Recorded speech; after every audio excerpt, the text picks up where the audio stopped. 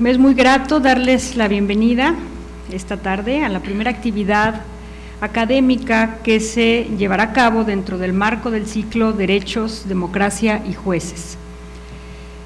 Agradecemos la presencia de quienes nos acompañan. Se encuentra con nosotros en representación del comandante de la zona militar 17ª, el capitán Noé Chávez Vidal. Muchas gracias por acompañarnos. De la Universidad Autónoma de Querétaro nos acompañan, de la Aeronáutica de Querétaro también, del Gobierno Municipal de Tolimán y del Gobierno Municipal de Pinal de Amoles, así como contamos con la presencia de un integrante del Consejo Local del INE. Muchas gracias a todos y a todas que nos hacen favor de acompañarnos esta tarde. El día de hoy contamos con un panel de lujo, la presentación de la obra del doctor Leopoldo Gama. Pues la verdad que una obra muy interesante que, bueno, ya tendremos oportunidad de escuchar los comentarios de expertos y de expertos en la materia, como lo son el maestro Rogelio Flores Pantoja, el doctor Luis Octavio Vado Grajales y pues desde luego escucharlo de la presentación de la propia autoría del doctor Leopoldo Gama. Y si me permiten, voy a presentar a nuestros comentaristas y a nuestro invitado, y me voy a permitir darle lectura a un resumen de su trayectoria académica, pues para que podamos sepamos quiénes son las personas que están aquí con nosotros esta tarde y de quien yo me siento muy orgullosa de poder estar compartiendo esta mesa. Presentaré en primer lugar a nuestro invitado, el doctor Leopoldo Gama. Es doctor en Derecho por la Universidad de Alicante, España, con una tesis dirigida por Manuel Atienza sobre legitimidad del control judicial de constitucionalidad. Durante su estancia doctoral obtuvo una beca de investigación en estudios parlamentarios por el Congreso de los Diputados de España y del año 2002 al 2009 fue profesor investigador del Departamento de Filosofía de Derecho de la Universidad de Alicante. Desde el año 2010 se incorporó al Tribunal Electoral del Poder Judicial de la Federación, desempeñándose como asesor y secretario de Estudio y Cuenta. Actualmente es titular de la Unidad de Investigación de la Escuela Judicial Electoral. En el ámbito docente ha impartido clases a nivel licenciatura, maestría y doctorado de Derecho Constitucional, Derecho Procesal Constitucional, Interpretación Constitucional, Argumentación Jurídica y Filosofía del Derecho. Cuenta con trabajos publicados en revistas especializadas y libros en materia electoral y constitucional. Asimismo, es investigador nivel 1 en el Sistema Nacional de Investigadores del CONACYT.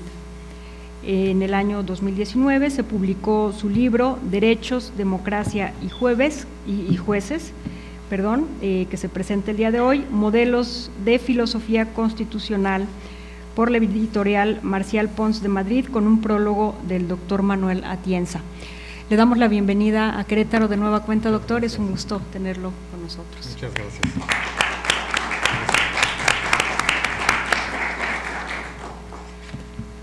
Se encuentra con nosotros también el maestro Rogelio Flores Pantoja.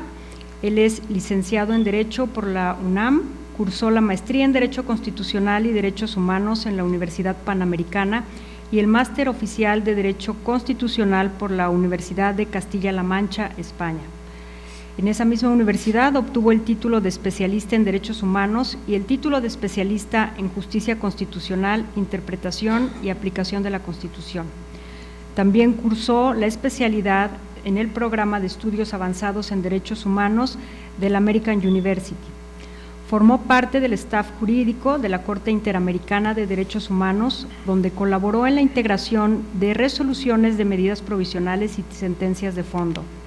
Ha impartido clases y conferencias, tanto en instituciones nacionales como extranjeras, en las que se destacan el Instituto Interamericano de Derechos Humanos en Costa Rica, el Tribunal Europeo de Derechos Humanos en Estrasburgo, Francia, la Corte Suprema de Costa Rica, el Tribunal Constitucional del Perú, el Tribunal Constitucional de República Dominicana y el Instituto Max Planck de Derecho Público y Comparado y Derecho Internacional de Heidelberg, Alemania, en donde también realizó una estancia de investigación.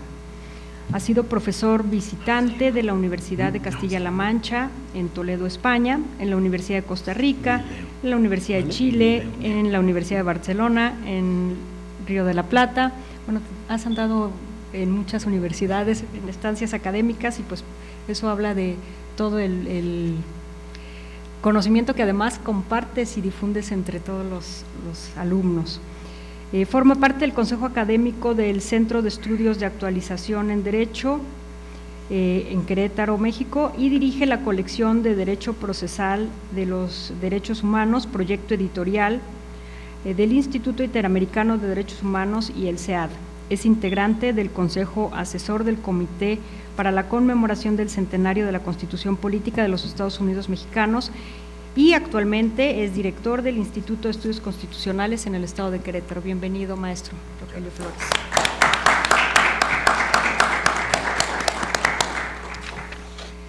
Bueno, me permito presentar ahora al doctor Luis Octavio Vado Grajales, a quien agradezco la oportunidad de estar esta tarde en esta presentación. Él es licenciado y doctor en Derecho, maestro en Derecho Constitucional y Amparo, grados otorgados por la Universidad Autónoma de Querétaro. Cuenta con el curso internacional en Estudios Críticos y Sociedad por el Consejo Latinoamericano de Ciencias Sociales, CLACSO, en el que actualmente cursa la especialización en Estado, Gobierno y Democracia. Cuenta con varios estudios en materia constitucional y electoral. Es profesor de tiempo libre en la Facultad de Derecho de la citada universidad, tanto en licenciatura como en el doctorado en Ciencias Jurídicas, programa incorporado al Padrón Nacional de Posgrados de Calidad de CONACYT. También ha sido docente en la Academia del Sistema Nacional de Seguridad Pública y en el Instituto de Elecciones y Participación Ciudadana en Chiapas, en su maestría en Derecho Procesal Constitucional y Electoral. Es autor de artículos y reseñas en revistas tales como Cuestiones Constitucionales del Instituto de Investigaciones Jurídicas de la UNAM, Voz y Voto, Metapolítica, Revista Iberoamericana de Derecho Procesal Constitucional, Justicia y Sufragio del Tribunal Electoral de Jalisco, así como en la revista Justicia Electoral del Tribunal Electoral del Poder Judicial de la Federación, en la que ahora integra su cuerpo de árbitros. Para la editorial Tirant-Lo-Blanche ha coordinado los libros Tópicos Electorales con el doctor Santiago Nieto Castillo, Centenario Constitucional México y Querétaro con el doctor Enrique Rabel García, así como el Proceso Electoral 2014-2015, una visión desde lo local. La misma casa editorial publicó su libro Derecho Procesal Electoral Queretano. Actualmente es consejero del Consejo General del Instituto Electoral del Estado de Querétaro, presidiendo la Comisión Transitoria para la Evaluación del Proceso Electoral Local 2017-2018. Muchas gracias, doctor Vado, además por organizar este ciclo académico y bueno, pues por empezar con esta importante presentación, por esta importante obra. Gracias. Gracias.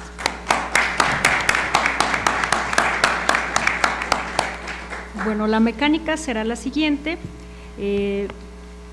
Harán los comentarios de la obra, en primer término el maestro Rogelio Flores Pantoja, posteriormente el doctor Luis Octavio Vado Grajales y después tendremos la participación del doctor Leopoldo Gama Leiva. Al terminar su participación habrá un espacio para preguntas y respuestas y pues será únicamente necesario que levante la mano quien tenga alguna pregunta y podrá hacerla de viva voz al autor o a los comentaristas. Pues y ya sin más preámbulo, le dejo el uso de la voz al maestro Rogelio Flores Pantoja. Muchas gracias, consejera. Buenas tardes. Agradezco, por supuesto, al Instituto Electoral del Estado de Querétaro y particularmente al consejero Luis Octavio Vado por la iniciativa para realizar de manera conjunta la presentación de este libro. Es para mí un verdadero honor compartir la mesa, tanto con la consejera Cepeda como con Leopoldo y Luis Octavio. Cuando Luis me planteó la posibilidad de comentar el libro de Polo, por supuesto que acepté. Este es un libro muy importante en la coyuntura actual. Esto porque derechos, democracia y jueces. Tiene los elementos, tan solo en el título podemos identificar el propósito que tienen las constituciones. ¿Una constitución para qué sirve? Principalmente para dos cosas: para limitar el poder y para garantizar los derechos. Y existe un entendimiento distinto a partir de quién debe realizar quién debe supervisar que el propósito de la Constitución se cumpla. Y de allí las distintas corrientes del constitucionalismo. En el Estado constitucional no hay duda que a quien le toca esa relevante función es a los jueces, pero a partir de allí surge el cuestionamiento sobre la legitimidad de la defensa de la Constitución. Todo el desarrollo del constitucionalismo tiene que ver con esa idea, con la correlación entre el poder subordinado al derecho, específicamente a la Constitución.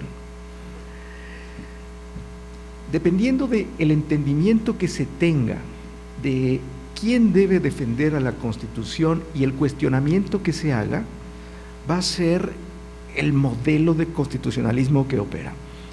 Nos encontramos en este momento en una etapa en donde se advierte que las decisiones públicas están claramente orientadas hacia un perfil práctico instrumental, una cuestión de coyuntura, pero no debemos olvidarnos que la operación del derecho también necesita invariablemente un sustento teórico filosófico.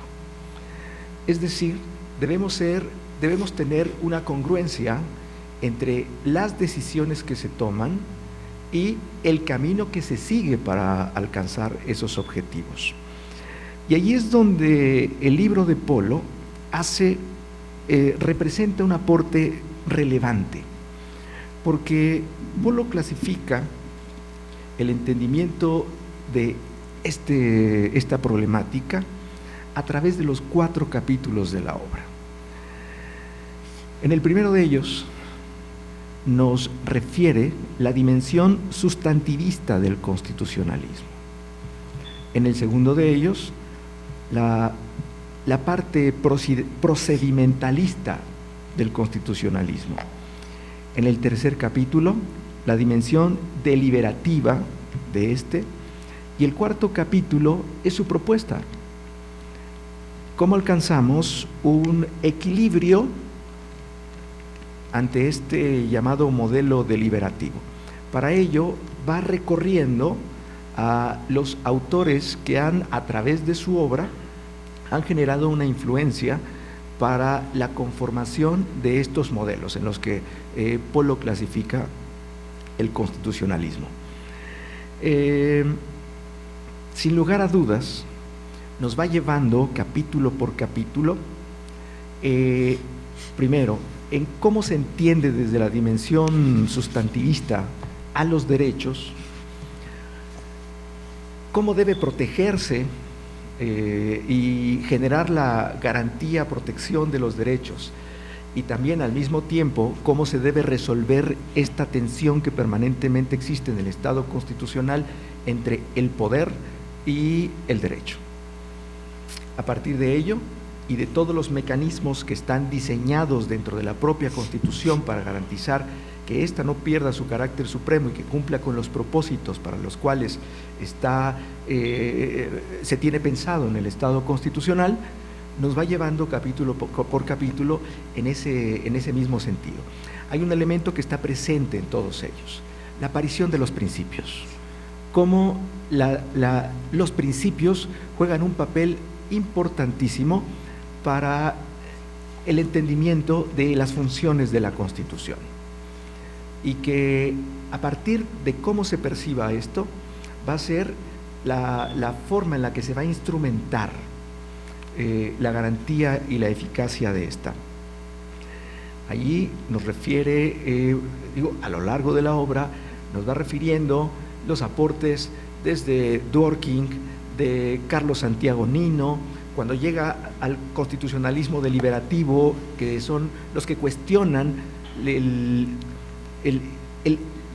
modelo de jueces constitucionales fuertes, y cómo a partir de la falta de legitimidad democrática de los jueces son los que deciden en último término en el Estado constitucional.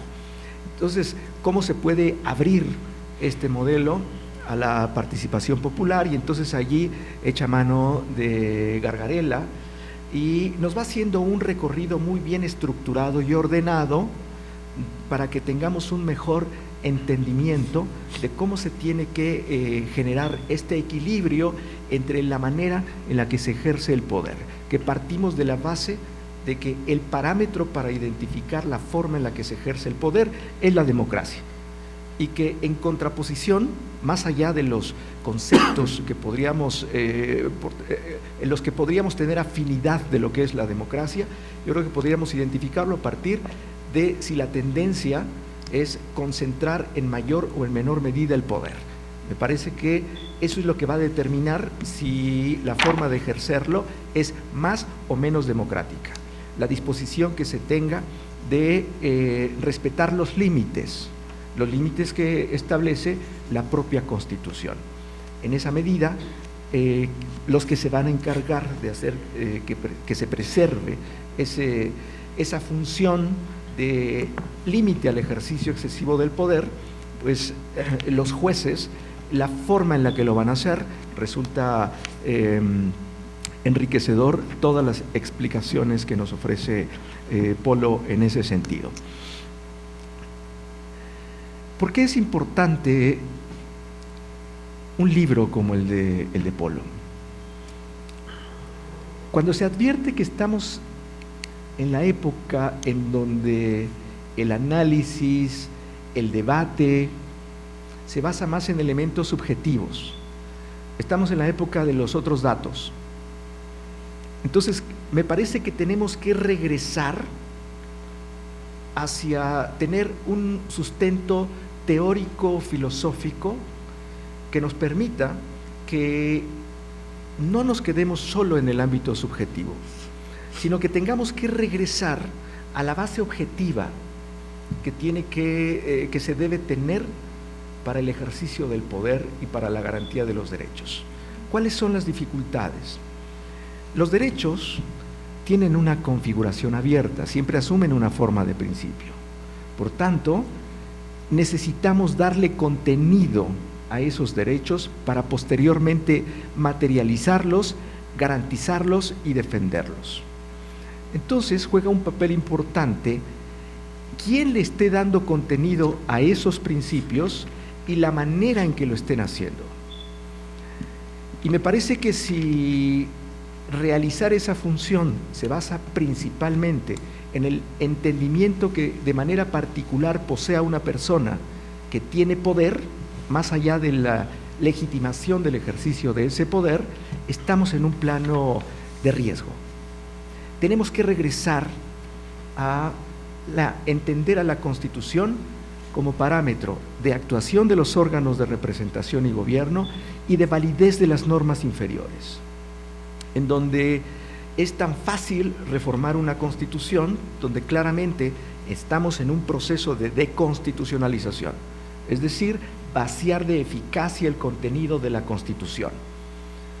El hiperreformismo del que ha sido víctima la Constitución mexicana nos muestra ese proceso de deconstitucionalización. Cuando ésta puede ser reformada con relativa facilidad y en lugar de ser un límite al ejercicio del poder se convierte en un instrumento para legitimar las decisiones coyunturales, entonces hace sentido lo que nos explica Polo. Cómo debemos superar esa tensión y regresarnos a que la Constitución no pierda el propósito para la cual está diseñada en el Estado constitucional, que es limitar el poder y garantizar los derechos. De allí que yo les recomiendo ampliamente la lectura de Derechos, Democracia y Jueces, que también, vale decirlo, en una época en donde publicar libros es relativamente fácil. Hoy la era digital nos posibilita que cualquiera pueda publicar un libro.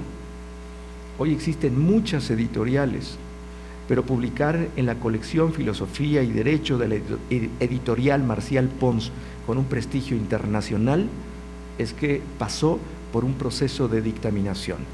Y sin duda la obra de Polo reúne dos características: rigor metodológico y carácter científico.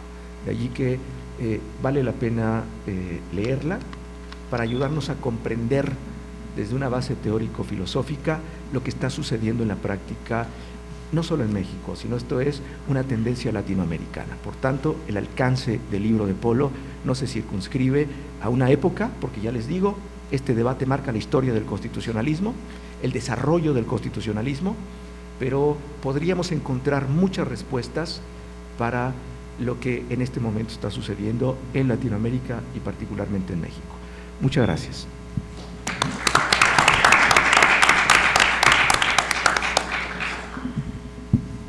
Muchas gracias, maestro Rogelio Flores. Es momento de escuchar los comentarios sobre la obra Derechos, Democracia y Jueces que tiene que hacer el doctor Luis Octavio Vado Grajales. Gracias, buenas tardes. Creo que la función primordial de presentar un libro es dar razones para leerlo, porque vale la pena leerlo, porque como bien decía Rogelio, tenemos la posibilidad de leer mucho ahora, hay muchos libros, y los libros que tenemos que leer compiten con el tiempo que le dedicamos a nuestro trabajo, a nuestras familias, a las series, a la televisión. Y entonces se vuelve un auténtico ejercicio intelectual el decidir que hay que leer. Y a mí me parece que leer el libro de Leopoldo es una buena decisión. Y tendría yo que decir que desde luego mi apreciación es subjetiva porque voy a hablar desde mi lectura particular del libro, pero ahí quisiera puntualizar algo que comentaba con el propio Leopoldo hace un rato. Un tema que en lo personal a mí me ha preocupado es esta tensa relación entre democracia y justicia. Una tensa relación que probablemente tendríamos que reenfocar en México y pensar más bien en una tensa relación entre democracia, justicia y republicanismo, muy en el modelo americano. Hablar de democracia y de república o de republicanismo no es exactamente lo mismo, y creo que ahí empezamos a tener por ahí un pequeño desfase. En el texto de Leopoldo se atiende a este tema no resuelto. El propio Leopoldo propone un modelo para, yo no diría para resolverlo, sino para administrarlo, porque es un problema que no se puede resolver, que es cuánta democracia tolera el constitucionalismo y cuánto constitucionalismo tolera la democracia. Y creo que es un equilibrio dinámico, y como todo equilibrio dinámico no puede definirse sino momento a momento, y va cambiando constantemente. Es un poco la paradoja del río de Heráclito, ¿no? Y Leopoldo, una cosa muy interesante que hace en este libro es que conjunta o presenta, digamos, las tres grandes tradiciones a las que ya ha hecho referencia Rogelio: el modelo sustantivista, el de un constitucionalismo rígido, el atrincheramiento de los derechos. Leopoldo habla en el texto de temas de control de calidad, ¿no? Y yo diría que es como un constitucionalismo ISO 9000, o sea, tienes que pasar todo este checklist y estos procedimientos para que sea constitucionalismo, ¿no? Que es el modelo que tenemos en México, en buena medida.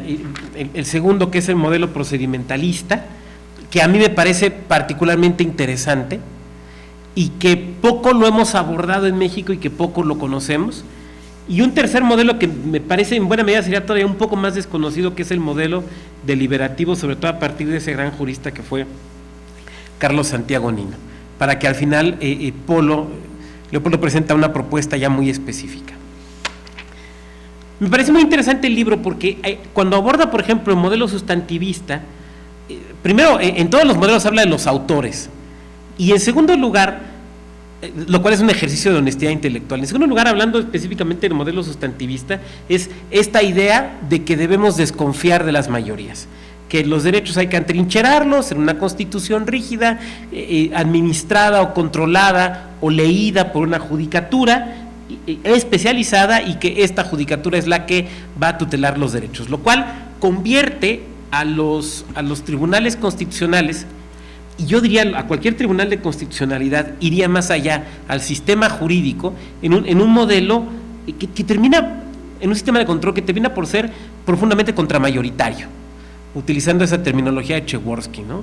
La democracia, el constitucionalismo desconfía de la democracia, y entonces tenemos instituciones supramayoritarias como la existencia de un Senado o las votaciones calificadas, y tenemos una judicatura que se vuelve un poder contramayoritario. Este discurso me parece que es el discurso mayoritario del constitucionalismo mexicano. Me parece que en buena medida el constitucionalismo mexicano es un constitucionalismo garantista, es un constitucionalismo sustantivista, es un constitucionalismo que busca, y esto lo explica Leopoldo con mucha claridad, no porque se refiere a México, el libro de Leopoldo no se refiere a México, se refiere a modelos.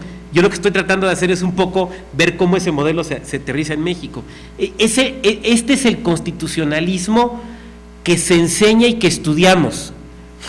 Hacía el ejercicio con mis grupos, algunas de las alumnos que están hoy aquí lo sabrán. Yo les empezaba a preguntar: oigan, ¿han oído hablar de Dworkin? Sí. ¿De Ferrajoli? Sí. Y de repente en nuestras universidades parece que alguien toma un libro de Ferrajoli y se lo pone aquí, ya por ósmosis se vuelve ferrajoliano. Y entonces les decía, bueno, pero hay otra tradición. Oiga, ya han oído hablar de Waldron, ya han oído hablar de Gargarella, ya han oído hablar de Duncan Kennedy.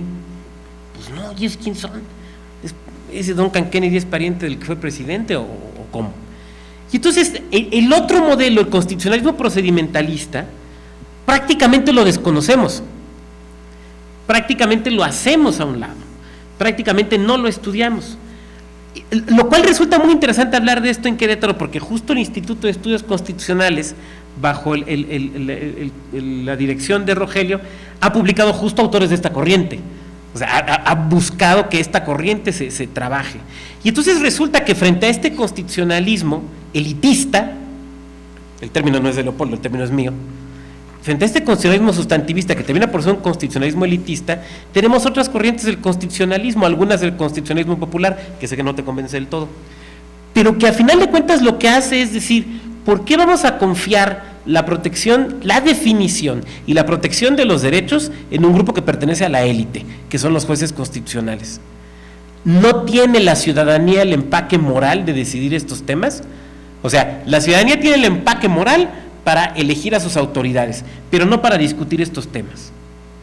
Y a mí me parece muy relevante, porque el problema del constitucionalismo sustantivista, creo, a lo mejor estoy sesgado por trabajar en la materia electoral, es que cuando hacemos a los jueces los últimos intérpretes de la Constitución, que creo que es un tema que aborda justamente Leopoldo en su propuesta, cuando decimos no importan las leyes porque los legisladores se pelean, discuten, no se ponen de acuerdo, son partidistas, pero los jueces y las juezas que usan togas, que discuten civilizadamente, que no tienen confrontaciones y que no tienen intereses políticos. Y como dice Duncan Kennedy, sabemos que todo eso es mentira, pero nos lo queremos creer. Y en ese sentido el constitucionalismo procedimentalista lo que te dice es: confía en la decisión popular y en la decisión de sus representantes, confía en ellos. Oigan, pero es que pueden pisotear los derechos de las minorías. Bueno, en primer lugar, ¿quién define los derechos? ¿Esa élite que son los jueces? Y entonces aquí podemos hacerlo todavía más radical. Rogelio hablaba hace rato de la Constitución como límite del poder, pero hay visiones que te dicen, no, desde el propio derecho constitucional, la Constitución no debe ser el límite del poder, porque si la fuente del poder es el pueblo, ¿por qué la Constitución va a limitar al pueblo? Lo plantea Waldron en alguno de sus textos. O sea, a ver, hay un procedimiento de reforma constitucional, pero eso no quiere decir que el pueblo no pueda reformarlo de otra manera, o que a poco el pueblo se amarra solito las manos, que al final de cuentas es la paradoja de Ulises, ¿no? O sea, lo que nos plantea el constitucionalismo procedimentalista es que lo importante no es la calidad de la decisión, ni suponer que las mejores decisiones las toman los jueces, sino que lo importante es el procedimiento, y ese procedimiento debe ser un procedimiento abierto a la participación de la ciudadanía o de sus representantes. Porque si no tenemos, es el mito de Ulises, es el pueblo es lo suficientemente soberano, inteligente, hábil y moralmente hábil, y Leopoldo aborda el tema de la moralidad, lo cual es muy importante, para definir su constitución. Pero ya esas virtudes las pierde para administrar su constitución y necesita un conjunto de sabias y de sabios que sean quienes interpreten y apliquen esa constitución. Yo no estoy diciendo que coincida en todo con el modelo procedimentalista, tampoco estoy diciendo que no coincida. Lo que estoy diciendo es que la reconstrucción de estos dos modelos que hace Leopoldo es una reconstrucción clara, concisa, profunda y sintética que no he visto en otros textos. O sea, lo que logra hacer Leopoldo Gama aquí no lo he visto en otros textos, pero además le suma el modelo deliberativo de Santiago Nino, un modelo, y bueno, no solo de, pero primordialmente, un modelo en el cual la idea fundamental es sí a la justicia constitucional, pero de una visión, pero no esa visión tan amplia de los que tenemos en el constitucionalismo sustantivista o de criterios de calidad, sino una justicia constitucional que atienda más bien, si mi lectura es correcta, a temas de procedimientos para la toma de decisiones. Una justicia constitucional acotada, no por esto menos poderosa, pero sí acotada. Y al final de cuentas, Leopoldo presenta su modelo. Yo no quisiera abordar mucho en la propuesta de Leopoldo, porque asumo, espero no equivocadamente, que Leopoldo va a profundizar en él, pero al final de cuentas un elemento que me parece importante es que Leopoldo reconoce la imposibilidad de definir con precisión los límites, lo complejo que es establecer los límites de cuándo sí debería ser justiciable en sede constitucional un asunto y cuándo no. Y de trasfondo en este texto, entonces, yo lo que encuentro son ecos de Kelsen en la discusión con Schmitt, que no deja de ser una discusión vigente, profundamente vigente, y que no deja de ser una discusión a la cual Leopoldo participa sabiendo que no puede dar la última palabra. No por una incapacidad intelectual, desde luego que no por eso, sino porque la discusión no se puede cerrar, porque eso termina por ser una discusión de razones prácticas sobre la política, y de la moral en la política y la moral en el derecho, y termina por ser una discusión de quién puede tomar las mejores decisiones en este campo, los jueces o la ciudadanía de forma directa o por conducto de sus representantes. Quisiera concluir con dos apuntes. Uno de ellos es que una de las partes que más me gustó del texto es cuando Leopoldo reconstruye este tema de la moral y dice, bueno, lo que no puede hacer el Estado, lo que no debe hacer es imponer una moral en la vida privada, que es un poco lo que la Corte nos dice en el asunto de la marihuana para uso lúdico. Y que es una discusión, es un tema bastante importante, o sea, el perfeccionismo moral, el Estado debe buscar el perfeccionismo moral, lo cual no es más que una manifestación del conservadurismo moral, como el populismo penal, creo. En ese sentido, entonces, esta distinción y dice, bueno, hay una moral pública, pero también hay una moral privada. El Estado puede, tal vez debe, incidir en la moral pública, pero no puede ni debe incidir en la moral privada. Lo cual es una discusión interesante cuando vivimos un gobierno como el actual que habla de una constitución moral. Por último, quisiera yo cerrar con una referencia. En este estupendo libro de introducción al estudio a la historia de la filosofía de Ramón Shiró, él habla de que cuando va a terminar alguna gran época de la filosofía, surge algún gran filósofo que la resume y que hace, permítanme el término antiguo, la suma del pensamiento filosófico. Y después, ¡pum!, el modelo cae, la era termina, y empieza otra corriente, y empieza otra edad, y empiezan otros pensadores que retoman pero reelaboran. Y empiezan entonces los trabajos parciales, hasta que se llega a esa gran suma y se vuelve todo a caer. Yo creo que en cierto sentido,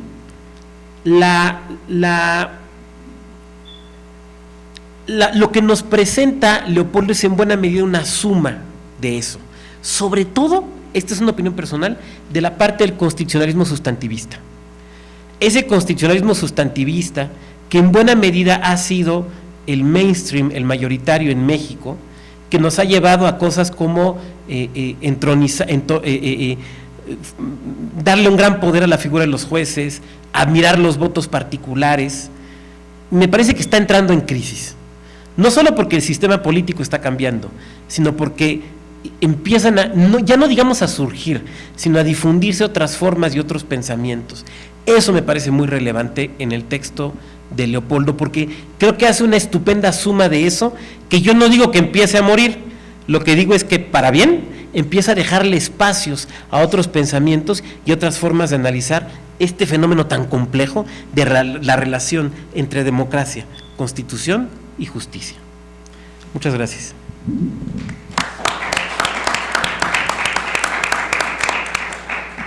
Muchas gracias, doctor Luis Octavio Vado.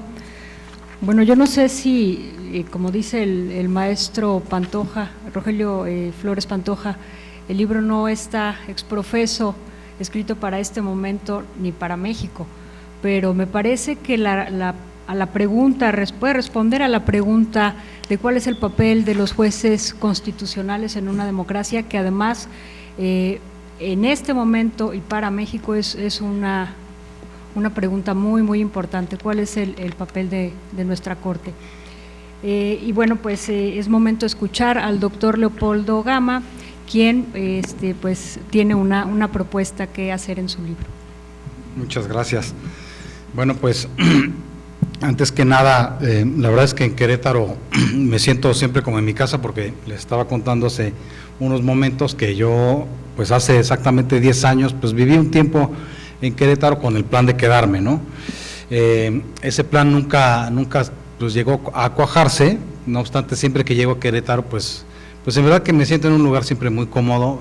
Querétaro es muy bonito, es envidiable vivir en una ciudad como esta, sobre todo yo que vengo ahorita de la Ciudad de México, que hay una crisis, mucha gente estamos con rinitis alérgica, entonces es un verdadero problema vivir ahí, pero pues tuve la oportunidad gracias a dos grandes amigos que en verdad, Luis Octavio y Rogelio, yo creo que son dos de los juristas que tenemos en México que al día de hoy se preocupan más por la difusión de la cultura jurídica, ¿no? Y esto es algo que en verdad hay que agradecerles, porque frente al día a día que es, pues ellos que están en instituciones públicas, con todo lo que implica, ¿no? Estar en una oficina, la verdad, con la dificultad a veces que uno tiene de leer. Yo no sé en qué momento les da a ustedes tiempo para leer, pero es que no te deja, ¿no? La oficina, la función pública no te deja, ¿no? Y entonces es algo bien valioso que tengamos a dos juristas en la misma ciudad que se dediquen, digamos, a la difusión de la cultura. No es un privilegio tenerlos desde el centro Instituto de Estudios Constitucionales, la cantidad de libros prácticamente a los que uno tiene acceso, y que no solamente tiene que ir a comprarlos, o sea, están disponibles en PDF, ¿no? Entonces, en verdad, pues eso se agradece muchísimo, ¿no? Y gracias a la labor de juristas como él, pues es que podemos tener acceso a este tipo de autores, ¿no? Ya no digamos en este caso mi libro simplemente es un pretexto que ahora nos reunió, pero por su parte Rogelio con esa labor incansable, ¿no? Y Luis Octavio, que yo no sé en qué momento te dé tiempo de escribir en tu blog, de leer, de hacer videos. En verdad que admiro mucho su capacidad, sus ganas, ¿no? Porque se necesita querer en verdad la profesión jurídica y tener ánimos por difundirla, ¿no? Ahora en la comida estábamos platicando Luis Octavio y yo que pues más o menos cuáles fueron los orígenes de este libro, ¿no? Este libro pues se originó en mi tesis doctoral que leí en la Universidad de Alicante, la defendí pues en el año 2009 y la verdad es que cuando terminé la tesis yo no tuve ganas de publicarla, o sea, se me presentó la oportunidad de publicarla, ¿no? Manuel Atienza me había hecho un prólogo porque pues había ahí ya una oferta de publicación, pero después de leer el prólogo de Atienza venían un par de observaciones de él y yo cometí el error de empezar a revisar partes del texto, ¿no? Para intentar darle respuesta a Tienza. Y la verdad es que ese proceso en que empecé a revisar el texto original, pues me detuvo un gran, pues bastante, yo diría pues casi 10 años, en donde yo no estaba seguro si entregarle al público pues una tesis doctoral prácticamente donde uno escribe para su tribunal, ¿no? Para los integrantes del tribunal uno escribe para sus directores de tesis y no te pones a pensar en cuál es la utilidad para el público, ¿no? Entonces, a mí me pasó mucho eso, que terminé este texto y dije, no sé si valga la pena enseñárselo a la gente, ¿no? Entonces, lo tuve ahí un tiempo parado y empecé a meterle mano, y con el paso del tiempo yo me incorporé al Tribunal Electoral y entonces empecé a unir ahí un poco de cabos sueltos, ¿no? Uno estudia con el ánimo de, lo voy a decir así, el derecho es tan complejo que es como una pintura enorme, ¿no? Una tremenda pintura amplísima, en donde siempre que nos acercamos al derecho es a la luz de casos concretos, ¿no? Y a la luz de un caso iluminamos un pequeño aspecto de ese gran imagen que es el derecho, pero no tenemos la imagen en su conjunto, ¿no? Y entonces, cuando uno estudia el derecho desde la filosofía del derecho, desde la filosofía política, que en este libro, digamos, yo creo que se reúnen esas dos visiones, y esas dos visiones es pues, lo que ahora ya llamamos teoría de la Constitución, ¿no? Que es una unión entre filosofía del derecho, filosofía política, y yo también diría filosofía moral, ¿no?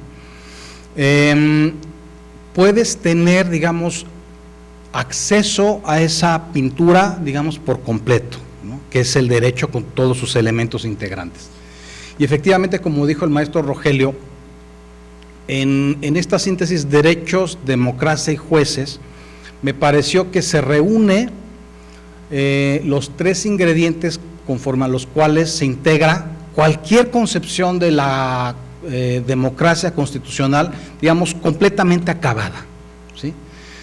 Oigan, ¿por qué, me han preguntado, oye, ¿por qué Dworkin, Nino y Waldron y no Alexi? Pues porque Alexi no tiene una teoría de la democracia, ¿sí? O sea, tienes ahí pistas un poco de alguno de sus textos donde te puedo orientar más o menos qué teoría de la democracia tiene, pero no tiene desarrollado un capítulo específico sobre una teoría de la democracia, ¿no? A diferencia, por ejemplo, de Ferrajoli fue uno de los autores que me habían sugerido tratar.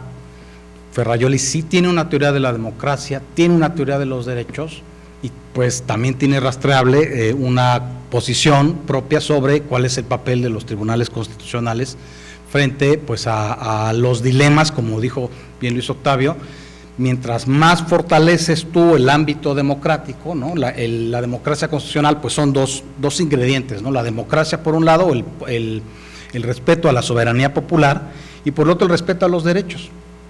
Pero mientras más vas fortaleciendo ese ámbito de los derechos, pues más límites le estás poniendo al poder democrático de decisión, ¿sí?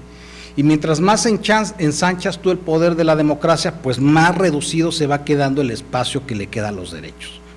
Ese es el dilema que le presenta cualquier teórico del derecho, cualquier teórico de la Constitución, el enfrentarse con sus propios ingredientes. Perdón. Los tres autores que yo abordé aquí, yo no lo sabía cuando los estaba estudiando, pero ellos tienen desarrollados estos tres elementos. Le contaba hace rato a Luis Octavio que yo empecé a estudiar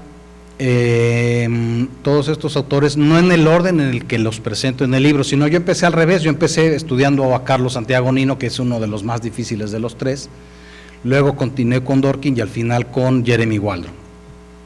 Yo no sabía que Carlos Nino pues da una especie de, o pretende hacer un equilibrio entre estos dos elementos, ¿no? Waldron pretende, digamos, eliminar una de esas dificultades. Y Dworkin, pues Dworkin se hace, en mi opinión, hace como si arreglara el problema, pero en verdad no lo arregla, ¿no?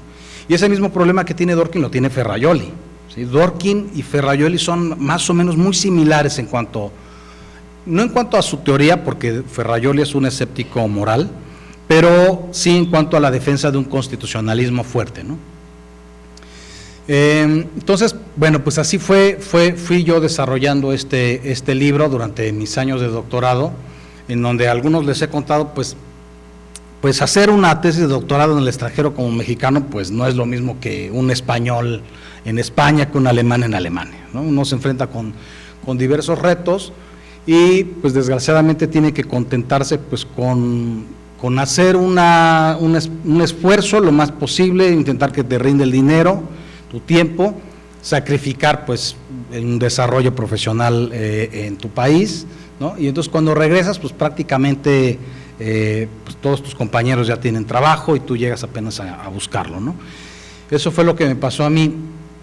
Y entonces pues en su momento pues yo, esto se lo he contado a muchos amigos, pues no tenía yo ni dinero para el jugo del supermercado, ¿no? Pues no tienes con qué taparte, cuando hace mucho frío, en el frío europeo, pues yo me tapaba con todas las chamarras que yo tenía y suéteres, los ponía en la cama y así me metía a dormir, ¿no? Pues a pesar de eso, pues duré bastante tiempo en España haciendo la tesis, porque dije, pues tengo que invertirle, ¿no? Y intenté terminar este proyecto, digamos, con esa insatisfacción de que cuando defendí la tesis doctoral, yo me había quedado, digamos, con una discusión sobre el constitucionalismo,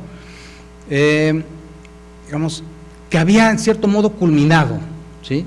Es decir, el gran problema de ¿está justificado el control judicial de constitucionalidad? Ese fue el problema principal de mi tesis, ¿sí? Mi tesis de doctorado se tituló el control judicial en la teoría del derecho contemporáneo, ¿no? En algún momento el debate entre constitucionalistas se presentaba como una cuestión todo o nada, si está justificado o no está justificado, ¿sí? Si tú le echabas un ojo a Dworkin decía, claro, por supuesto, los tribunales están para proteger los derechos y son el mejor espacio para proteger los derechos, ¿no? De hecho, todos los títulos de sus libros nos dan esa idea, ¿no? La justicia con toga, ¿no? El foro de los principios, tomar los derechos en serio. ¿Quién toma los derechos en serio? Pues los jueces. ¿Cuál es el mejor foro de los principios? Los tribunales, ¿no? Entonces, para Dworkin, pues la mejor institución, digamos, desde el punto de vista filosófico, pues son los tribunales, ¿no? Y no solo eso, sino para él, incluso el mejor Estado constitucional o un ingrediente esencial del Estado constitucional es tener derechos fundamentales y además tener una Carta de Derechos. Y así como hace mucho, pues hubo esta discusión, ¿no? ¿Quién debe ser el defensor de la Constitución, ¿no? Como nos recordaba Luis Octavio, este debate que tuvo Kelsen con Smith. Bueno, pues Dworkin pues llegó por ahí de los 90s a embaucarse en una discusión sobre si Gran Bretaña debería tener o no una Carta de Derechos, ¿sí? Porque Gran Bretaña no tiene Carta de Derechos, ¿no? Cuando uno se pone a examinar, digamos, el fenómeno constitucional a nivel mundial, uno se da cuenta que hay países que efectivamente no tienen Carta de Derechos Humanos. Hay países que no tienen una constitución escrita, ¿sí? Hay países que tienen constituciones que no son tan rígidas, que tienen constituciones flexibles, y hay países que no tienen control judicial de constitucionalidad, es decir, hay países que no tienen tribunales constitucionales, ni justicia constitucional concentrada, ni justicia constitucional difusa, ¿sí? Entonces, uno se pregunta, ¿por qué, ¿sí?, un ciudadano sueco o un ciudadano holandés considera que su sistema es mejor que el nuestro y es más defendible que el nuestro? Entonces, digamos, yo ahorita les estoy contando, digamos, el problema ya que lo veo pues, una vez terminada la obra, ¿no? Pero eso me parece que es un buen modo para empezar a contar de dónde puede surgir el interés por leer un libro como este, ¿no? Hay países que no tienen ese sistema y sin embargo en México tenemos constitución rígida, ¿sí?, o una constitución que cada vez que alguien la toca hay un abogado por ahí que se queja, ¿no?, todos nos hemos quejado, no, es que cuántas veces han reformado la Constitución. Pues hombre, pues es que es flexible, o sea, pero desde el punto de vista jurídico hay constituciones más rígidas que la nuestra. O sea, la nuestra no es muy rígida. O sea, hay constituciones como la española que requieren incluso hasta un referéndum popular, o hay otras que requieren un refrendo cada determinado tiempo. Entonces, esas sí son constituciones rígidas, ¿no? Entonces, curiosamente, uno de los autores que precisamente ponen a discutir, ¿no?, los fundamentos sobre los cuales un autor como Ronald Dworkin defiende en este modelo de jueces, ¿sí?, pues es Jeremy Waldron. Y Jeremy Waldron, sinceramente, les da una tunda tremenda. ¿Sí? Jeremy Waldron, o el Jeremy Waldron de los 90s, pues llega a decir, ni siquiera cartas de derechos. ¿Sí? Él es neozelandés y en Nueva Zelanda, según recuerdo, tienen carta de derechos, pero no tienen tribunal constitucional, ¿no? Y algo, pues quizá del origen de este autor, pues se le pegó, ¿no? Pero les pone una tunda tremenda a Jeremy Waldron a autores como Dworkin. Tan tremenda es la tunda que Dworkin en su último libro, por ahí escondido en el libro de Justice for Hedgehogs, llega a decir, bueno, quizá los tribunales constitucionales no son tan necesarios. O sea, ya lo dice prácticamente en el 2000, ¿qué? Creo que es 9, ¿no? Es su último libro, ¿no? Sí, 2011 o por ahí, ¿no? Y entonces, claro, pues eso después de un Dworkin que desde 1977 te venía diciendo lo contrario, ¿no? O que te venía presentando la idea de que una constitución que reconoce derechos como límites al poder político, ¿sí?, tenía que ser defendida por los tribunales, ¿sí? Y esa idea es la que viene a cuestionar Jeremy Waldron y los que yo llamo procedimentalistas. ¿Por qué procedimentalistas? Porque para ellos el resultado, ¿sí?, pues puede llegarse, pero con mecanismos deliberativos, ¿sí?, mediante procedimientos, porque la existencia de un tribunal es otro procedimiento, ¿sí?, que no tiene mejores garantías que otros, ¿sí? Y digamos, uno puede hacer un estudio empírico, ¿sí?,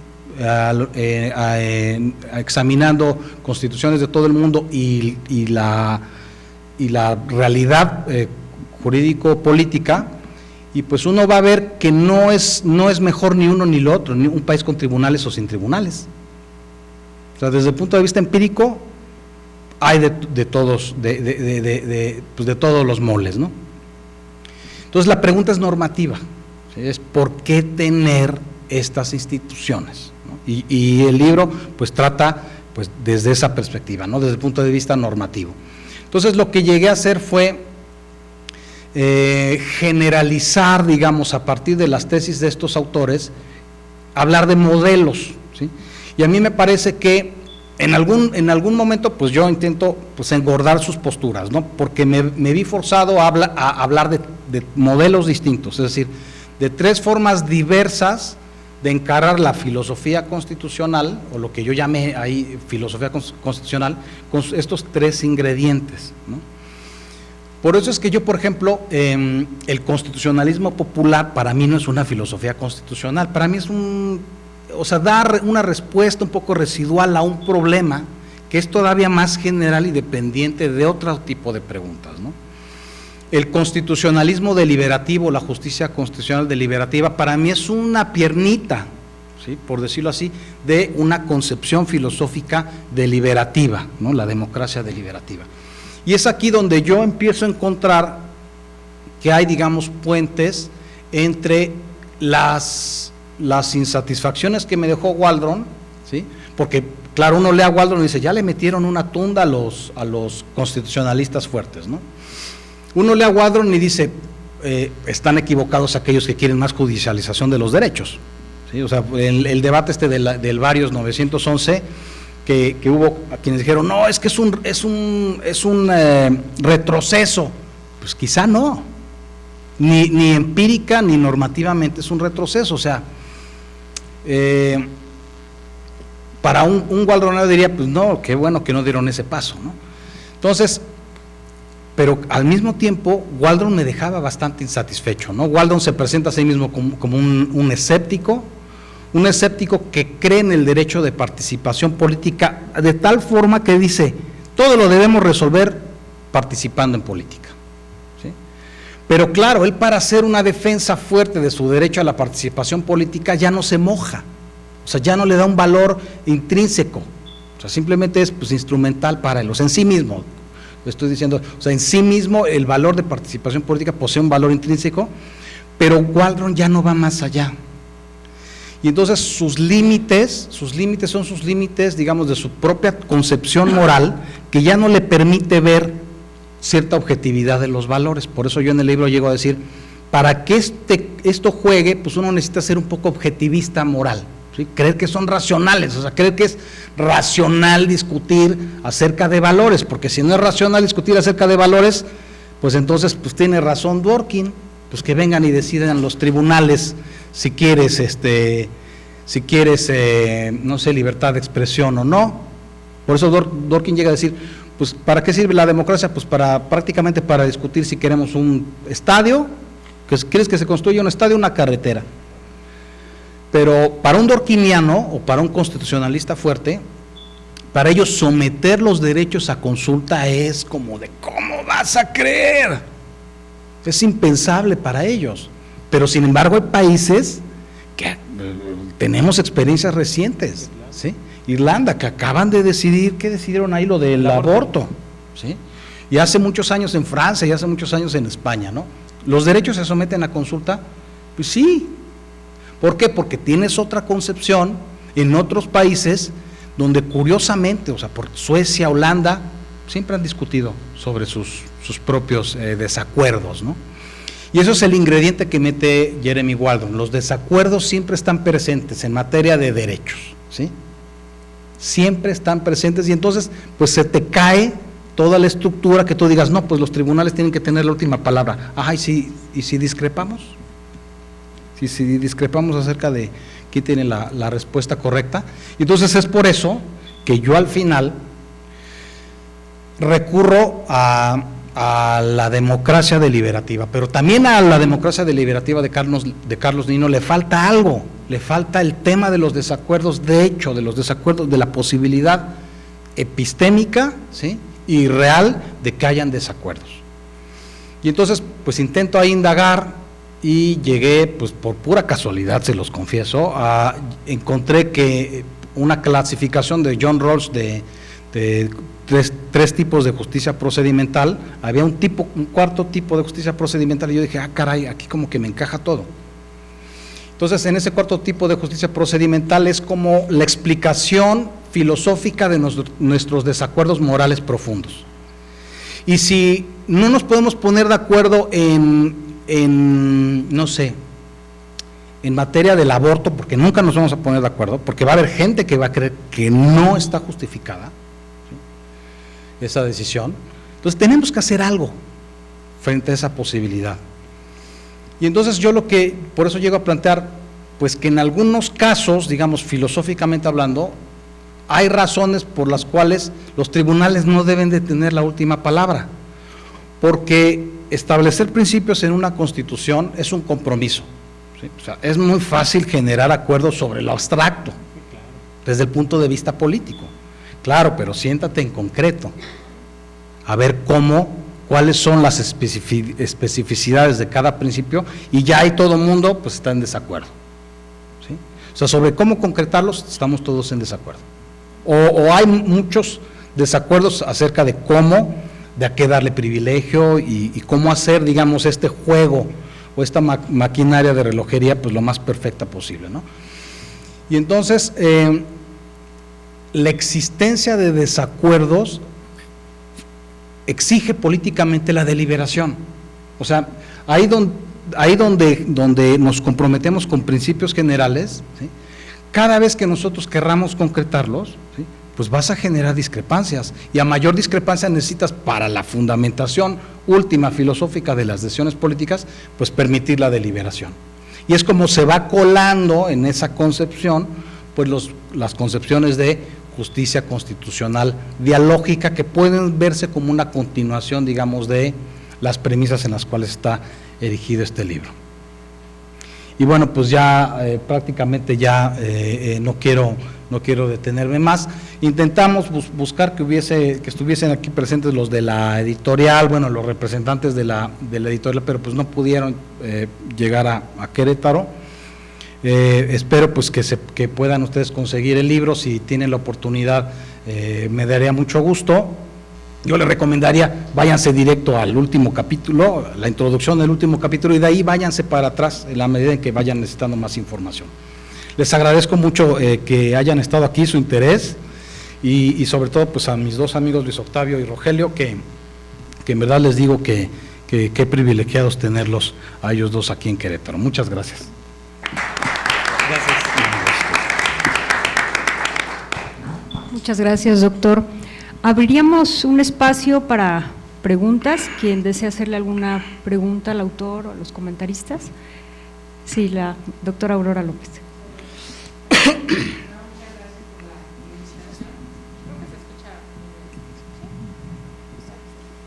Gracias.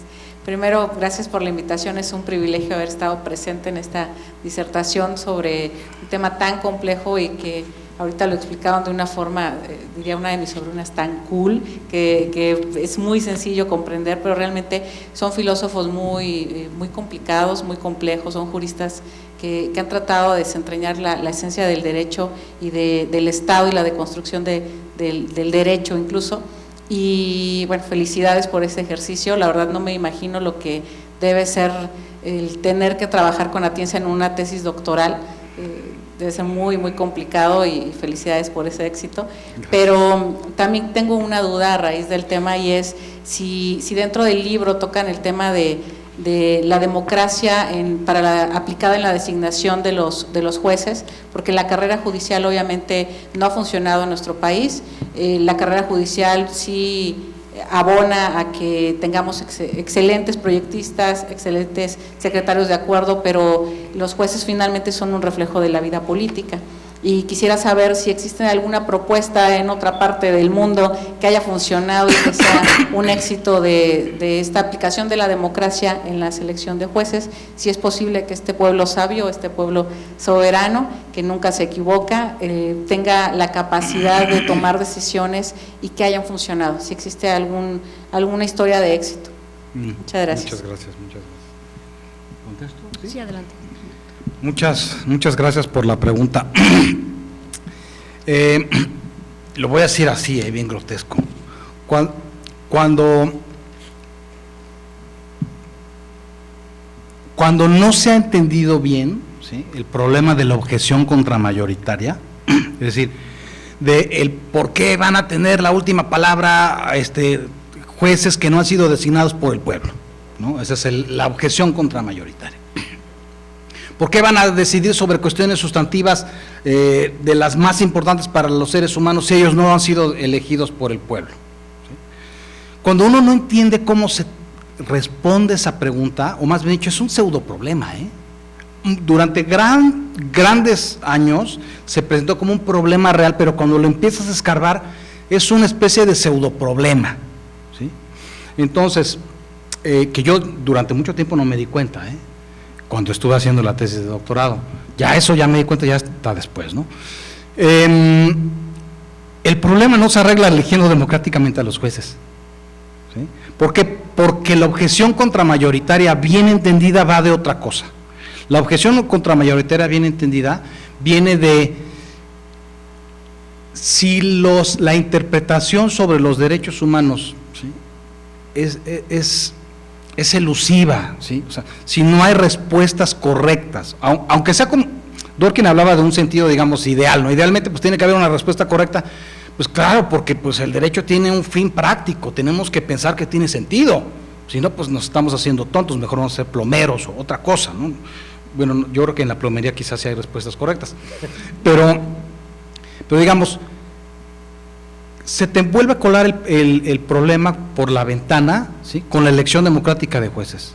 ¿Por qué? Porque los problemas interpretativos y las discrepancias interpretativas sobre los límites a la democracia, ¿sí?, te las termina imponiendo un tribunal, ¿no?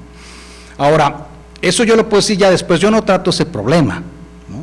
yo no trato ese problema. A nivel mundial, bueno, creo que alguna vez salió ese tema en alguna discusión, ¿verdad? Por referencia a Bolivia. Exactamente, por referencia a Bolivia. Bolivia, pues yo diría al día de hoy, qué espanto.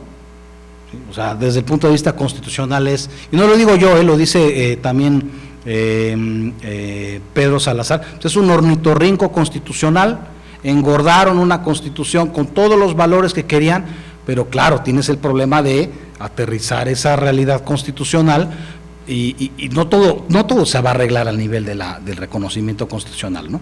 Ahora, hay otro matiz respecto de su pregunta y es el tema de, bueno, ¿cuál es el mejor sistema para seleccionarlos? Y ahí ya la teoría no tiene una respuesta, ¿sí? O uno no puede tirar de la teoría para generar una respuesta correcta, porque hay designaciones políticas de magistrados o de ministros, ¿no?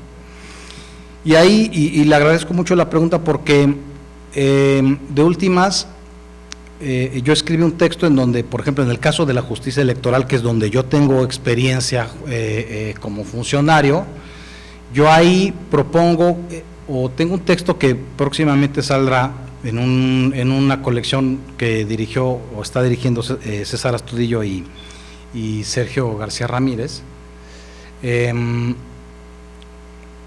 donde estoy proponiendo que si en el caso de la justicia electoral los magistrados electorales son elegidos mediante mecanismos políticos, lo mejor es que los jueces al momento de interpretar sean positivistas, que no apliquen principios, que no me incluyan nuevas reglas, que no hagan ponderaciones, porque prácticamente yo lo digo, o sea, si ya es difícil un test de proporcionalidad, bueno, en materia electoral es una simulación, o sea, si yo como secretario de Estudio y Cuenta me siento a hacer un test de proporcionalidad en materia electoral, lo que estoy haciendo, le estoy viendo la cara a la gente, o sea, y tengo que decirlo genuinamente. ¿Por qué? Porque se te desborda, porque la cantidad de principios que tú tendrías que tomar en cuenta en materia electoral para calibrar bien el problema jurídico a resolver son varios, ¿sí? Y como lo digo en algunas clases donde he tenido que exponer el test de proporcionalidad, es una metáfora, ¿sí? La de la balanza. Pero ¿ustedes han visto una balanza de 3 brazos? O sea, balanceamos dos principios, ¿no? Y uno abre el libro de Alexi y encuentra puro conflicto entre dos principios, entre puras libertades, ¿sí? Libertad de expresión frente a derecho al honor, qué sé yo. No hay ni un solo caso de derechos políticos en el libro de Alexi, por algo. Los libros sobre test de proporcionalidad no abordan problemas de derechos políticos, ¿sí? Entonces, hacer test de proporcionalidad en materia de justicia electoral se te desborda, se te desparrama la metodología, ¿sí? Y entonces hay quien dice que donde tienes que hacer un test de proporcionalidad a nivel judicial, entre más de 2 principios, lo que en el fondo estás haciendo es legislando. Entonces yo por eso, y quizá digamos es un poco raro en una postura como la mía, pero yo digo, por razones políticas hay que ser positivista estricto en materia electoral, ¿no? Que no es algo tan raro. Por ejemplo, este autor Huberto Scarpelli, él era un constitucionalista muy creído, pero también era muy creyente, pero también era positivista, y él decía, pues, imperio de la ley, ¿no? Por algo, yo creo que por algo, en materia electoral al menos, en materia familiar quizá no, en materia penal quizá no lo sé, pero en materia electoral que conozco una parte, por el tipo de naturaleza, ¿sí? Porque los magistrados son designados de cierta forma, yo ahí, por eso propongo esta posición, ¿no? Muchas gracias por la pregunta. Gracias. Bueno, tendríamos espacio para una última pregunta. ¿Sí? Y bueno, no sé si... No. Buenas tardes, muchas gracias por la invitación, por toda la información que nos ha dado la mesa, muy enriquecedora para un recién egresado, porque pues de repente empiezas a ver el mundo afuera del derecho, fuera de la teoría, y empiezas a ver cómo te impactan muchas situaciones, muchas implicaciones, y cómo la teoría a veces no aplica a la práctica tanto como tal. Y mi pregunta va más en ese sentido, en el ámbito práctico. Tenemos un artículo 105 constitucional donde nos habla acerca de acciones de inconstitucionalidad, controversia constitucional, y tenemos la figura del amparo contra leyes, dentro de nuestra misma Constitución, como mecanismos para salvaguardar la misma ante alguna implicación por parte de las fuerzas reales de poder, como diría Ferdinand Lasalle. Aquí mi pregunta más que nada sería si existe en algún modelo constitucional en algún otro país internacional donde pueda aterrizarse más al ámbito del pueblo, pero que sea un pueblo informado, o sea, que exista, no sé, me ocurre una serie de capitulaciones de cursos para una situación jurídica, se me ocurre en el Brexit, por ejemplo, que hoy mismo signó la reina Isabel II para que ya fuera un proyecto de ley. Si existe algún tipo de mecanismo popular donde el pueblo realmente esté informado respecto de lo que está pasando y sea algo riguroso para poder llevarlo a cabo a rango constitucional o rango ley, porque muchas veces la demagogia es lo que más impera en este tipo de discursos, lamentablemente, y la gente no sabe por lo que está realmente votando o eligiendo. Entonces, quisiera saber si existe algún tipo, no sé, de modelo europeo, asiático, cualquier tipo de situación constitucional donde nos podría llegar a aterrizar un mecanismo constitucional más abordado para el pueblo y no solamente para abogados, para autoridades, etcétera. Muchas gracias. Gracias. Bueno, la verdad es que así como tal ignoro la respuesta y te mentiría si te inventara por ahí algún país. Lo que yo creo es que, digamos, cavando un poco en el origen también de tu cuestión, es cómo garantizamos, ¿no?, que la deliberación efectivamente, ¿no?, o que las decisiones políticas estén lo suficientemente consensuadas, sean producto de una reflexión profunda, etcétera, etcétera. Y ese es el gran reto a nivel institucional que presentan todas las corrientes que se llaman ahorita de constitucionalismo dialógico deliberativo. O sea, ese es el reto, ¿no?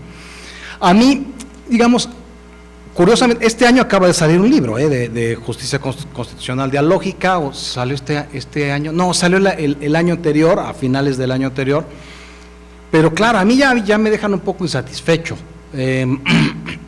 porque por ejemplo el Brexit fue un claro ejemplo, ¿no?, de una decisión que quizá no fue reflexionada lo suficiente, ¿no?, y pues claro que se da ahí la forma para manipular, digamos, la deliberación pública, ¿no? Y pues son los riesgos, digamos, de vivir en un estado como el que tenemos, son los riesgos de tener redes sociales, que para mí es un arma de dos filos.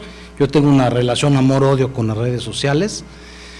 Son los tiempos, las paradojas de los tiempos que vivimos, en donde hay mucha información, ¿sí?, pero ya la gente ya no sabe discriminar si esa información es cierta, ya no la sabes ponderar, ya no la sabes evaluar, y claro, eso es un caldo de cultivo para que los ideales de la democracia deliberativa pues no se cumplan, ¿no? Y pues yo creo que sí es un reto pendiente. La verdad es que te mentiría del lado de la literatura que conozco, pues se han hecho intentos, pero pues no se ve muy claro, ¿no? Un mecanismo para garantizar, ahora cuánto tiempo, yo diría, soluciones, si quieres hacer una reforma constitucional, pues hazle como en Canadá, pues hay un tiempo determinado en donde, ok, ustedes decidieron esto, vale, 5 años, 5 añitos nos vamos a esperar, y ya después de 5 años, ya que se atemperen los ánimos, ya vamos a volver a debatir si queremos la reforma constitucional o no. Es decir, creo que tiene que haber ese tipo de mecanismos de combinar, ¿sí? Por eso los tribunales es una forma como para, algunos lo ven como un alto a la deliberación. Una vez que ya decide la Corte, ahí acabó el tema, ¿no? Y hay otros que dicen, no, por eso es que debe devolverse la pelota al legislador, ¿sí? Y hay quienes dicen, bueno, pero no en todo. En algunos temas, y ese es el caso de Canadá. Canadá lo que tiene es un sistema en donde el legislador, ¿sí?, puede revivir una ley, así se los digo, revivir una ley después de que ha sido declarada inconstitucional, ¿sí?, la puede revivir, pero pues bajo ciertas condiciones, y las reformas constitucionales pues están sujetas a estos mecanismos donde tienen que ser más sujetas a una mayor rigidez. Por eso es que muchos prefieren que el nivel, digamos, del debate político y de la reforma se dé a nivel de leyes secundarias y no a nivel de leyes constitucionales, y que si nos vamos a comprometer con una decisión tan fuerte como salirnos del esquema europeo, pues hombre, pues todo el tiempo que no les ha llevado, o sea, ya cayeron dos gobiernos y así, bueno, y hasta ahorita se solucionó, después al rato se van a arrepentir. Entonces ese es el tema, ¿no? Muchas gracias por la... Bueno, muchas gracias por sus preguntas. Pasaríamos ahora a la entrega de reconocimientos. Me voy a permitir dar lectura a los reconocimientos que serán entregados esta tarde. El Instituto Electoral del Estado de Querétaro y el Instituto de Estudios Constitucionales del Estado de Querétaro otorgan el presente reconocimiento al doctor Leopoldo, en este caso al doctor Leopoldo Gama Leiva, por su participación en la presentación de su obra. Muchas gracias.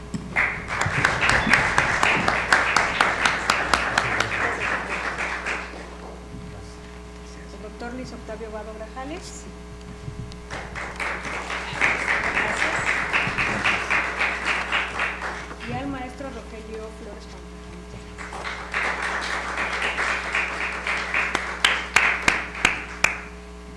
Con este acto daríamos por concluido la presentación del libro el día de hoy. Agradecemos a todas y a todos su participación, deseándoles que tengan buena tarde.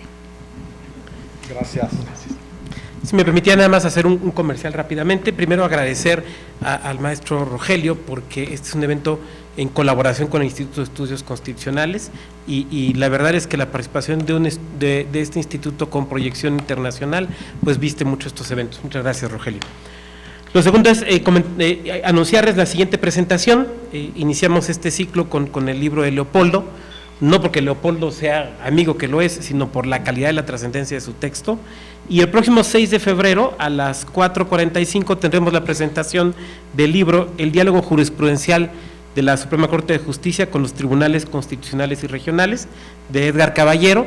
Nos van a acompañar como presentadoras la doctora Eva Barrientos Cepeda, de la Sala Jalapa del Tribunal Electoral del Poder Judicial de la Federación, el profesor Giovanni Figueroa, que además es prologuista del libro, desde luego estará el autor, y la profesora Tere Arroyo, de la materia de Derecho Procesal Constitucional de nuestra universidad.